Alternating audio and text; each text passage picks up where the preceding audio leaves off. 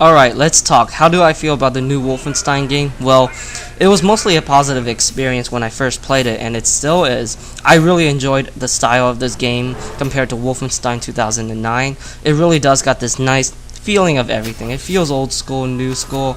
It has a bit of stealth, and it also features a story too, and it's actually decent. This is the first id shooter with a decent story, so it was nice to experience that since I never experienced it before. Obviously, I mean, id Software, they're not really known for telling great stories and having a lot of action at the same time. It is definitely an id shooter at heart, even though I know it got influences from Riddick and Darkness, but it's really an id shooter since it's so over the top and it is fast paced too. I really enjoyed the weapons and how they were given to the player and how they were designed overall. Every gun seems to have their uses too. Like the pistol is really good with the silencer since it is the only silence attached weapon, and you have the fully auto shotties, which is so fun to use in close quarters, and dual wielding is super awesome with those things. They just kill those robots really quickly too. Then you have the fully upgraded laser craft work, which is awesome when you do the secondary fire, where it acts kind of like a BFG, but it does have its drawbacks since you have to lock on to specific targets and it eats your ammo like no tomorrow. The well-designed weaponry kind of makes me want to come back to the game and experience the game even more to see if I can find specific strengths and weaknesses. This really does increase the replay value. Speaking of replay value, this game has a lot of it. You got collectibles, and I'm still looking for them, which I'm almost done. You got the upgraded perks, which I did upgrade all of them, and it doesn't do much of a difference, but it's nice to have some of them, like moving faster with dual wielding weapons or having grenades that can just explode on targets right when you throw at them. The level design encourages you to replay it too. When I was playing for my first time, I just love how there's so many ways to encounter your situations, and this is definitely going to make me want to come back and try new things constantly just to have fun with the game. You also got unlockable modes, and some of them do appeal to me. I feel like these extra modes are there to appeal for specific players if they do find any interest within them. I feel like Iron Man is the one that I really like out of all of them, and I will be doing an attempt on it in the future. I'm not sure when, but I hope to achieve it once I attempt it. These modes, if you don't have the game, they're all kind of like there to spice the game up in a way, and some of them do make it harder too. You also got the two timelines. They don't do much in terms of gameplay changes or story changes, but they're there to encourage you to replay it, and I will do it soon. So yeah, lots of content overall, and I feel like the main reason why this game has all of this content is to basically be an appetizer for Doom 4 or the new Doom game. I feel fairly positive about the next Doom game since I don't think Bethesda really expected much from Machine Games when they were making this game. They didn't have this expectation that this game was going to be like Skyrim or this AAA or blockbuster title. I feel like it's a game that will have its own audience if there are consumers that are willing to buy it, and they will. Bethesda is a household name, and it's just going to attract consumers even though this game wasn't even made by them, but I guess you get what I'm trying to say. This is good news, obviously. Maybe the next Doom could be as awesome as Doom 1 and 2.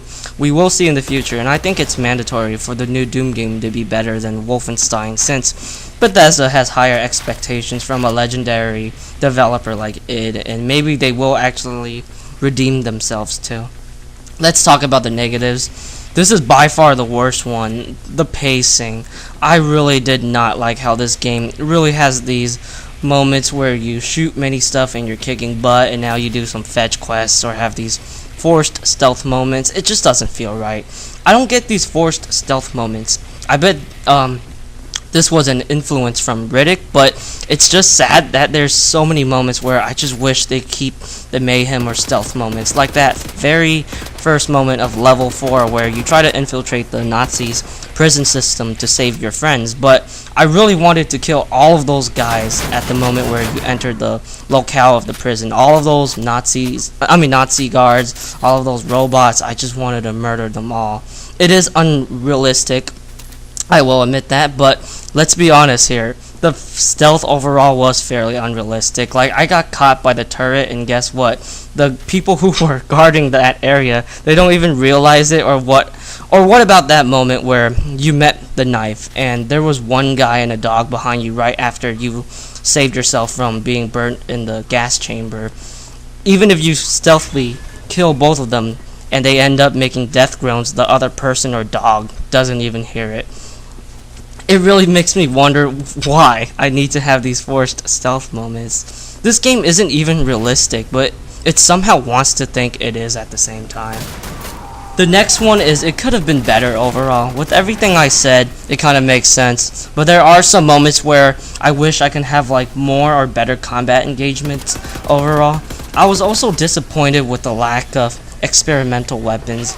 You only get one, and it's not that special until you upgrade it later on, but it still is kind of basic in a way. The novelty of having the BFG like secondary mode, it does get old fairly fast, since you really have to constantly recharge the ammo with the energy charger thingy. It's really, sad, because in Wolfenstein 2009, it did give you a good amount of experimental weapons, and it's kind of, unfortunate that they didn't really follow the footsteps of that game. I also did not like the use of the Panzerhound. What a serious letdown. That guy looked so cool when I was, watching all the concept arts of it. And I was expecting to fight more of those guys in the future of the game as I was playing, but you only fight them once, and it's very standard fare. They're mostly used for scripted moments or just to scare the player, unfortunately. In conclusion, the game's great. It's an 8.5 out of 10. I think everything they did was all well done, and I think I could have talked a bit more in some cases. Like, I forgot to mention the difficulty of Uber, which is a pass. It can be harder in my personal opinion, but it is definitely harder than Rage's Nightmare difficulty, and it has the requirements that I want in a game like this on the hardest difficulty.